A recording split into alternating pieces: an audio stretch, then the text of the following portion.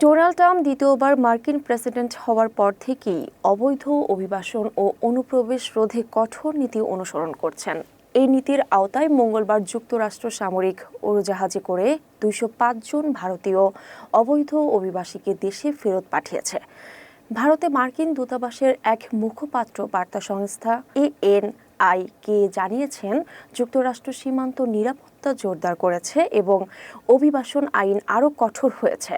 অবৈধ অভিবাসীদের ফেরত পাঠানোর এ পদক্ষেপ স্পষ্ট বার্তা দেয় যে অবৈধ অভিবাসন ঝুঁকিপূর্ণ ও অনর্থক। এ নিয়ে প্রথমবারের মতো ভারতীয় অভিবাসীদের সামরিক বিমানে করে ফেরত পাঠালো যুক্তরাষ্ট্র।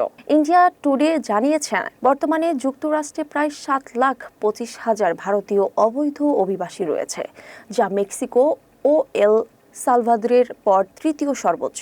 এর আগে ট্রাম্প প্রশাসন গুয়েতামালা, পেরু ও হন্ডুরাসের মতো দেশও একইভাবে অবৈধ অভিবাসীদের ফেরত পাঠিয়েছিল। ট্রাম্প প্রশাসনের কড়া অবস্থানের ফলে আরও বহু ভারতীয় অভিবাসী ফেরত পাঠানো হতে পারে বলে ধারণা করা হচ্ছে।